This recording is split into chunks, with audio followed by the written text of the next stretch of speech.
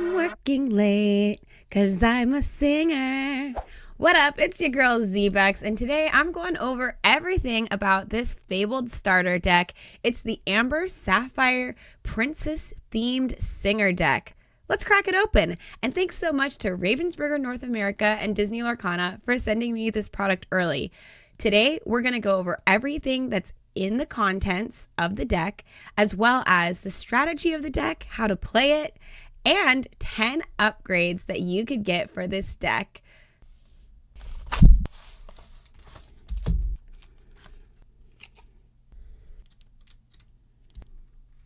Each starter deck comes with a booster pack, but let's save this for the end of the video. This deck is full of princesses, including Mulan, Considerate Diplomat, a new card from Fabled, and we get this beautiful foil. It's very rainbowy of this super rare. Another princess, but a reprint this time. We have Ariel, Singing Mermaid, and she, of course, has Singer 7. We're going to see a lot of songs and characters with singing. We also have some acceleration in blue, putting cards into our inkwell early, as well as a lot of cards in Amber and Sapphire that remove damage from your characters. Continuing on with the princess theme, Beast is going to pump your princess's strength and willpower. And here we have one of our first songs. Actions that have the song subtype are able to be sung by exerting a character equal to its cost, or like Sing Together, you can use multiple characters in order to sing the song and play it for free. Lots of princesses, even just in the filler cards, including a princess with some item synergy. And we have some card advantage by manipulating the top of your deck. Another thing that's included with a lot of the starter decks are locations. These are a unique game piece different from characters and items that stay in play. And here are the items, which typically have an activated ability or a triggered ability. And this one, the Aurelian Gyro Sensor, whenever one of your characters quests, you get to manipulate the top of your deck. Continuing on with songs and princesses, removing damage, continuing with the theme. Basically, Bodyguard is a nice mechanic that's been around since the beginning that helps defend your characters. And a great piece of removal, World's Greatest Criminal Mind. This deck is fully equipped from the low end to the high end. Princesses, flush, and even a villain.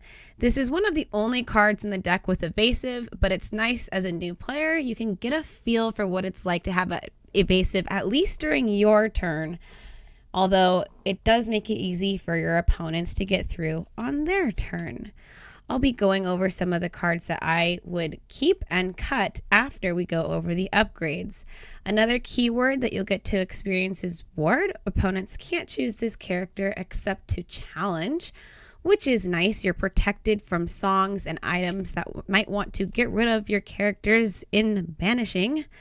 And then some more princess support. We love the characters that quest for 2 lore, especially when they have other abilities to gain lore. And more princesses. Last but not least, we have a couple of the higher end cards. Mufasa, who can quest for 3. A couple more items that can remove damage, as well as some more characters that can remove damage. And the introduction of support for this deck. Of course, that's where when a character quests, they're going to add their strength to another chosen character's. Big theme here with removing damage. That's one of Amber's key components. And the Sapphire is giving you the acceleration of the ink in your inkwell.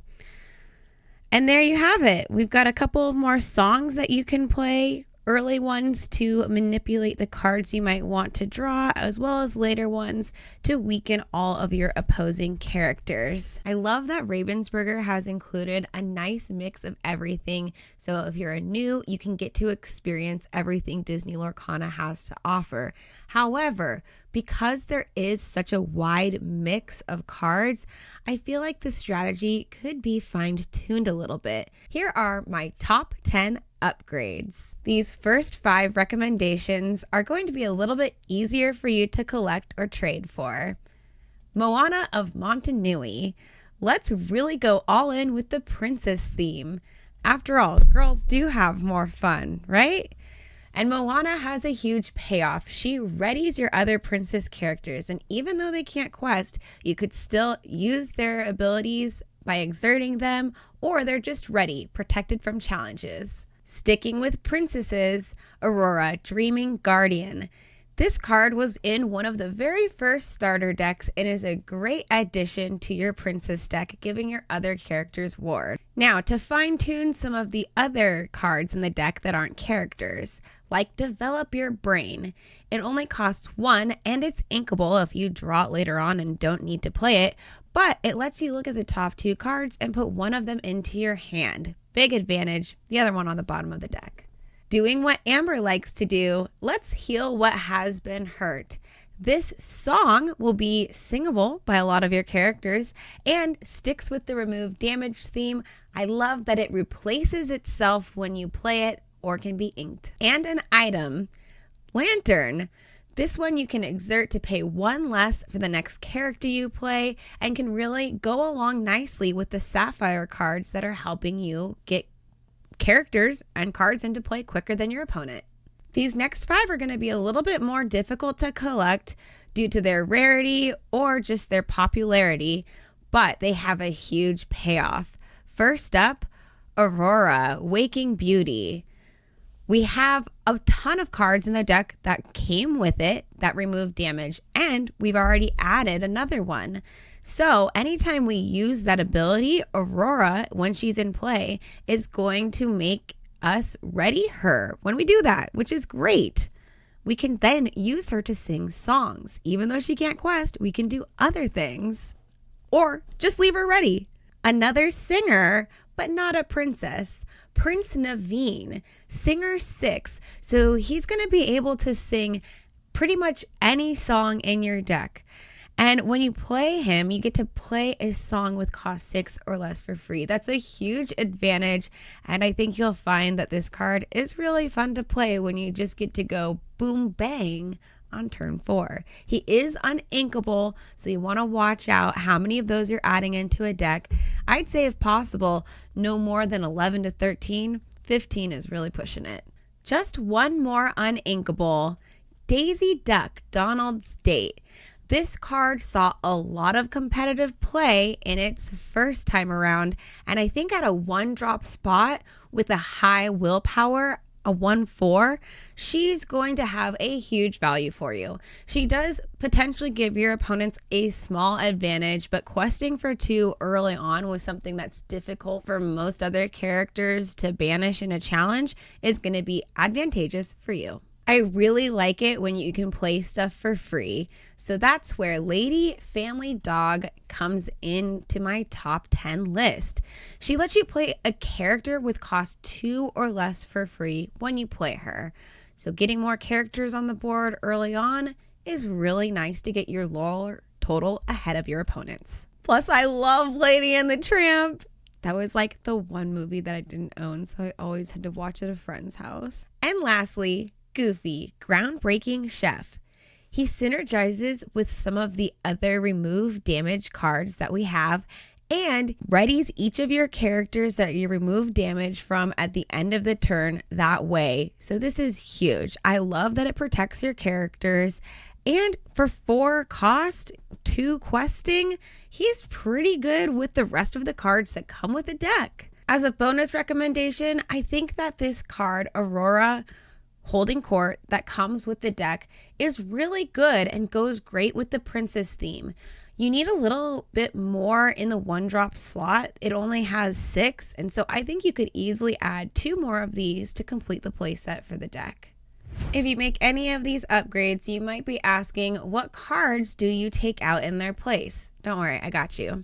So first up, even though Julieta removes damage, she's not a princess, so you could potentially remove 2 of her. Mufasa at the 6-drop spot, even though he quests for 3, I think you want to be a little bit faster, especially with some of the cards that we looked at in the top 10 recommendations. They're all a lot faster, a lot less cost to play. Same thing with Grand Pabbie. She's just very high end and not inkable. Now, we do have Belle in the deck. If you decided to keep Belle in, maybe you would keep these items in. But I think there's potential that you could remove a couple of these items and take out the Belle that comes with the deck if you didn't want to lean into the item synergy. For the same reason, I would take out Montanui Island Paradise. This deck just doesn't have a ton of payoffs for locations. It is strong, but we've got our other upgrades. And finally, I like a couple Lost in the Woods. I don't know if you need a full play set depending on how much you plan on challenging your opponent's characters. That could be up to you, how much you like this song. And Dig a Little Deeper is also just very expensive and uninkable. Again, maybe you like this and keep it in. It's just a one-of, but those are my recommendations of some cards you could cut for upgrades. Let's see if there's anything in this pack that I would add to the deck. You Can Fly, Ursula, Fire the Cannons, Tinkerbell. Hey, there's Develop Your Brain, one of the reprints on my top 10 recommendations. Rose Lantern, World's Greatest Criminal Mind. I don't think the deck came with a full play set. No, it did not. So I would definitely add up to 2 more of these removal spells. They are quite good and only an uncommon. LeFou, Little John, Under the Sea, Shenzi, and Dumbo, Flying Elephant. So really a cool pack to go with this deck. I would definitely add both of these 2 cards to the deck. And this 2-drop Ursula with Singer 4, if you wanted a little bit faster card to keep your curve low to the ground, ask me in the comments if I'm speaking too much lingo. We'll talk about it. But she only quests for 1. Kind of depends on the vibe that you want to go with. Singer 4 is nice. She'll be able to sing any of these songs on turn 3 when her ink is dry. And that's everything about the Princess Starter Deck from Fabled. Make sure you like this video because you made it all the way to the end, and slam that subscribe button. I'll be doing another deck review for the other starter deck from Fabled. It's a Goofy movie themed and Ruby Emerald in the next video. Remember, you're the most important part of my channel. You are fabulous.